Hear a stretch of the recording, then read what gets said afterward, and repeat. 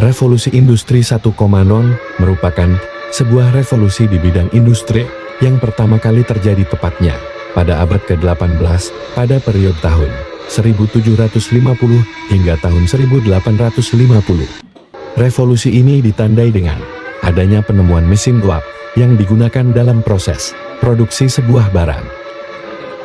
Pada era ini juga terjadi perubahan besar pada cara manusia dalam mengelola sumber daya yang ada serta memproduksi sebuah produk khususnya pada beberapa bidang sebagai berikut: pertanian, manufaktur, transportasi, pertambangan, dan juga teknologi di seluruh dunia.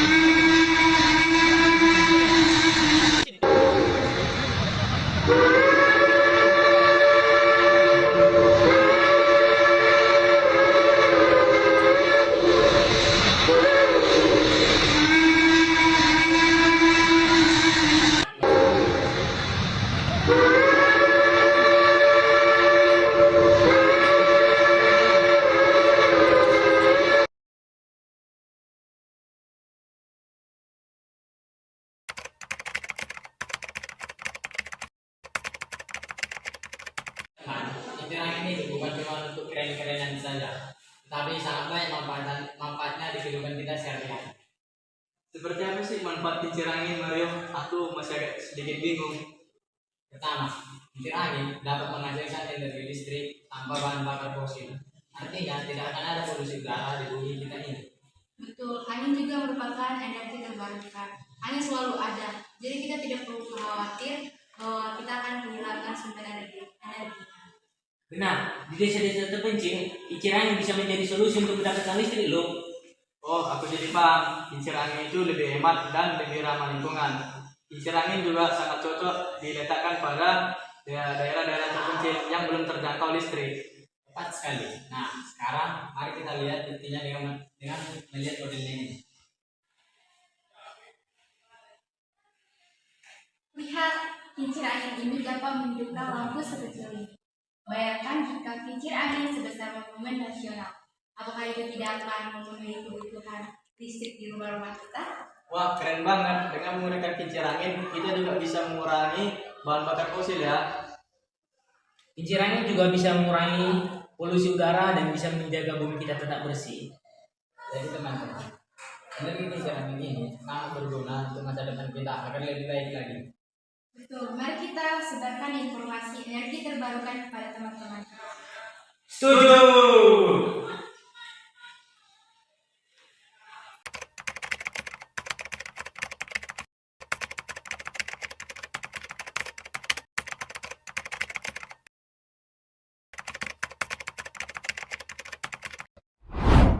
Polusi Industri 2.0. Aku mewakili arus listrik dan jalur produksi. Kami mempercepat laju hidup, membawa tenaga ke setiap rumah, mengubah cara manusia bekerja dan bergerak. Salah enggak loh. Lagi. Nanti coba bikin masukkan satu. Hah? Masukkan dulu satu. Enggak tempel dulu dah. Sini. Coba lagi situ lek. Kemana bu? Pegang tinggi tuh. Sini. Ya. Nah, dua lagi. Nanti ketinggian. Sabar longor, sambungkan dulu kabel. Ini naik begini. Jangan nampak. Apa yang dibawa lu dari kardus? Mengerikan juga dia. Jijik bosan muji. Ada yang marah, tapi kan si Pino lek. Ada yang panas, tapi bukan pemain. Itulah dia. Nanti aku marah jadi canggung plan. Aku tadi nggak mau ngomong. Kamu takut ya? Diganggu. Ini adalah Lek. Ngelem itu. Kalau ngelem kita panggil yang di kampung sana. Panggil dia lek. Lem apa jadi? Banyak lek tukang lem dia. Oke, sini nanti baterainya kan nampak ada video dari sini. Udah tutup semua lah Kau sekalian. ke Bali. Bukannya apa? Bali ngotak Semua motor. tutup. Iya, semua Mau tutup semua pembi. Yo, dia baru masukkan klaim di situ dulu banyak baterainya biar nampak. Lem cukup segini. Lem cukup segini. Sabar Cukup, dulu. cukup. Jangan hasilkan ini. Balik. Nanti nggak bisa masukkan baterai. Lantai balik. Oh, sampingnya aja deh. Lem yang ini Sampingnya lang balik. Lantai balik. Baterai dulu lah. Kasih ya. Bikin lagi. Itu ya dari ku bilang sininya. Iya. Membersihkan gereja aku ntar lagi. Kok cuma kalian aja? Enggak harus kalian buat tim bersih. Kayak kemarin. Kelompok pertama sekarang apa? Jadi ke kelompok pertama. Makanya aku bilang waktuku nggak bisa nih. Aku istirahat aja pak. Ya apalagi.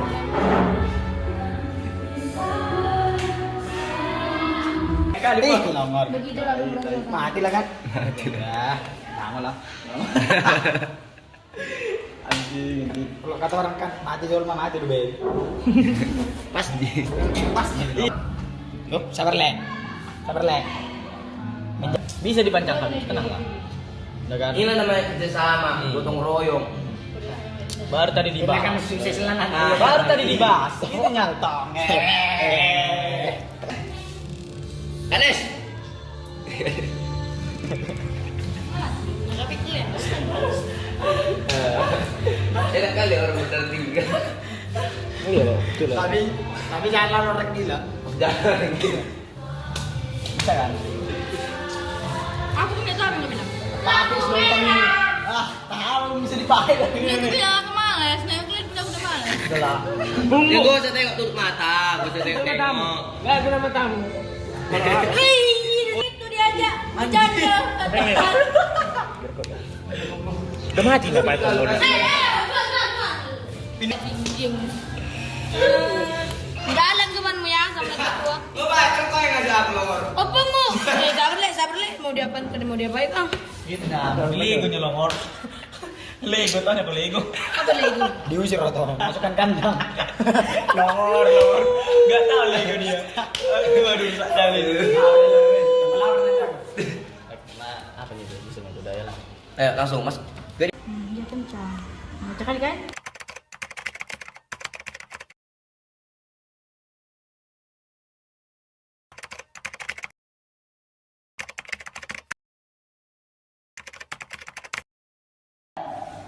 Novita sedang melihat lampu di kelas yang menyala terang. Kristen, Agnes, Matias menghampirinya.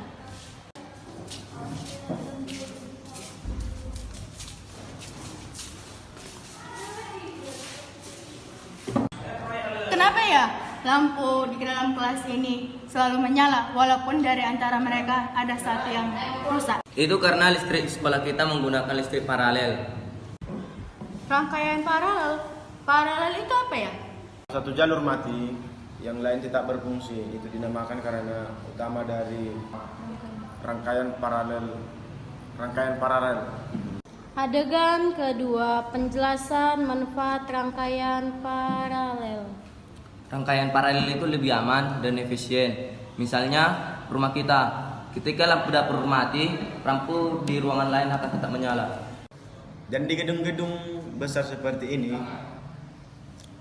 rangkaian paralel bikin listrik lebih hemat dan berenergi dan lebih aman dari korsleting. Selain itu, rangkaian paralel memastikan semua lampu menyala dengan terang yang sama, nggak ada lampu yang redup meskipun dipakai bersama. Oh, jadi kalau kita memakai lampu rangkaian seri itu berarti lampunya bakalan redup ya? Betul, selain itu, kalau suatu alat di rangkaian seri rusak, semua alat dan alat lain juga nggak akan berfungsi. Tetapi kalau paralel, alat lain tetap bisa digunakan. Wah, ternyata manfaatnya banyak juga ya. Adegan ketiga, contoh dalam kehidupan sehari-hari. Oh, lihat aja di rumah sakit. Semua alat kesehatan harus tetap berfungsi meskipun ada satu alat yang rusak, itu karena memakai rangkaian paralel. Atau lampu-lampu jalanan, ketika salah satu lampu jalanan mati, jalanan supaya tidak gelap total. Jadi rangkaian paralel benar-benar penting untuk kehidupan kita ya. Adegan keempat, penutup. Terima kasih ya teman-teman. Sekarang aku tahu dan aku paham rangkaian paralel itu manfaatnya banyak dalam kehidupan kita sehari-hari. Kalau nggak ada rangkaian paralel, kita mungkin tidak bisa menikmati listrik seperti sekarang. Setuju, dan rangkaian paralel itu salah satu contoh ilmu yang bikin hidup kita lebih nyaman. Ilmu itu jadi lebih berharga jika kalau kita tahu menggunakannya kehidupan sehari-hari. Jadi teman-teman, listrik itu sangat penting bagi kehidupan kita, seperti menerang dalam kelas ini.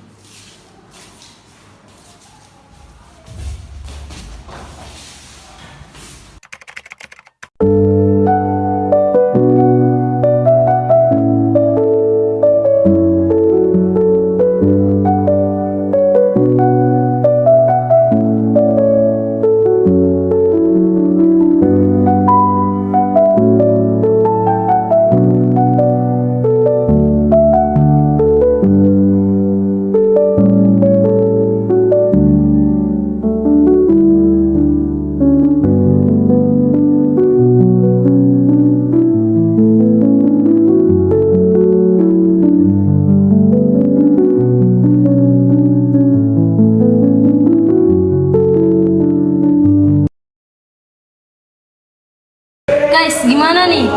Kita ada tugas disuruh membuat perubahan iklim untuk kedepannya. Padahal kita belum ada persiapan apa-apa dan kita tidak tahu untuk mengerjainya menggunakan apa. Ada saran ide nggak dari teman-teman sekalian? Nah teman-teman, aku punya ide. Bagaimana kalau kita membuat AI yang bisa melihat cuaca kedepannya pada suatu daerah? Nah kawan-kawan, itu ide yang bagus itu. Nah, aku setuju dengan ide Cindy.